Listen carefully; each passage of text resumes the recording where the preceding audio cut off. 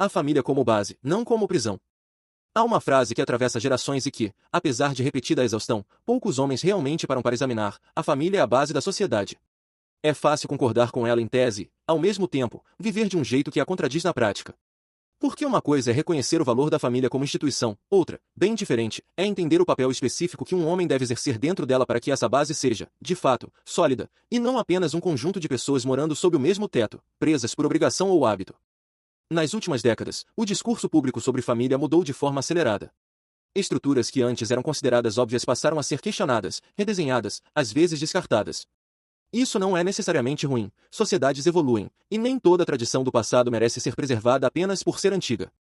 Mas em meio a essa transformação, algo importante foi perdido de vista: a ideia de que o homem tem um papel insubstituível na construção de um lar estável, e que esse papel não nasce de imposição social, mas de escolha consciente e madura.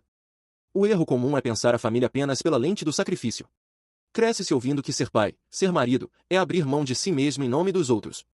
Essa narrativa, repetida sem reflexão, transforma a família numa espécie de prisão emocional. O homem que a constrói é visto, e frequentemente se vê, como alguém que perdeu a própria liberdade. Não é à toa que tantos homens hoje hesitam diante do compromisso, adiam decisões, ou constroem relações rasas, sempre com um pé fora, temendo que se entregarem por completo estarão assinando a própria sentença de anulação pessoal. Mas essa visão inverte a lógica real das coisas. Um homem que se conhece, que tem clareza sobre seus valores, que já fez o trabalho interno de entender quem é e o que quer da vida, não perde a si mesmo ao formar uma família, ele expande o alcance daquilo que já construiu. A família, quando bem fundada, não é uma jaula, é uma extensão da própria disciplina, um território onde a força de caráter de um homem passa a ter um propósito além de si.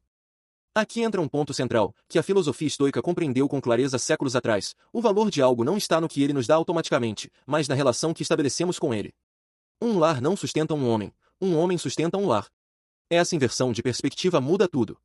Quando um homem espera que a família resolva seus vazios internos, que uma esposa o complete, que os filhos deem sentido à sua existência, que a rotina doméstica cure sua insegurança, ele está fadado à frustração. A família não existe para preencher lacunas, ela floresce quando recebe de alguém que já está inteiro. Isso não significa frieza ou distanciamento emocional. Pelo contrário, significa presença genuína, sem dependência.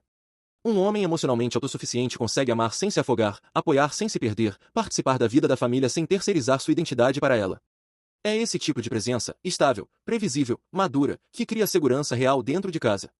Filhos não precisam de pais perfeitos, precisam de pais presentes, coerentes entre o que dizem e o que fazem, capazes de atravessar dificuldades sem desmoronar.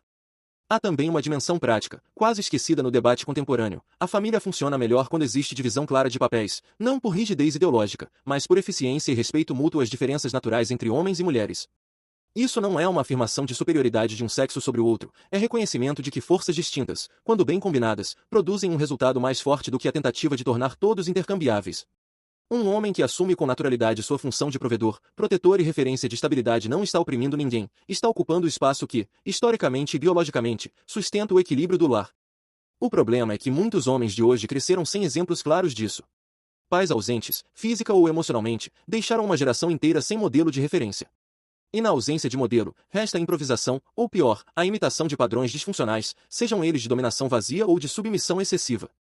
Reconstruir a ideia de família começa, portanto, por um trabalho individual. Antes de ser marido ou pai, o homem precisa se tornar alguém que vale a pena seguir.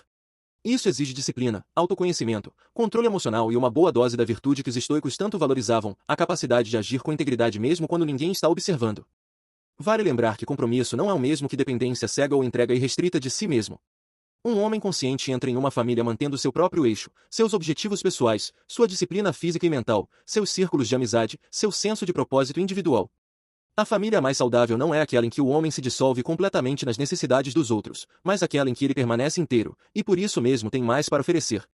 Um homem fragmentado não sustenta ninguém, ele apenas transfere sua instabilidade para quem está ao redor. Isso leva a outro ponto essencial: escolher bem com quem se constrói uma família é tão importante quanto o esforço investido depois. Compromisso não deve ser confundido com aceitação de qualquer parceria. Discernimento, outra virtude cara à tradição estoica, é fundamental antes de qualquer entrega. Não se trata de cinismo ou desconfiança generalizada, mas de maturidade, entender que nem toda relação merece o mesmo nível de investimento, e que reconhecer isso a tempo evita décadas de frustração mútua.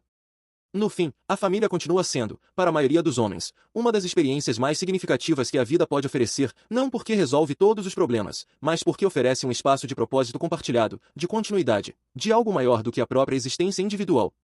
A diferença entre viver isso como prisão ou como propósito está inteiramente na forma como o homem chega até ali, inteiro ou fragmentado, dependente ou autossuficiente, disciplinado ou reativo.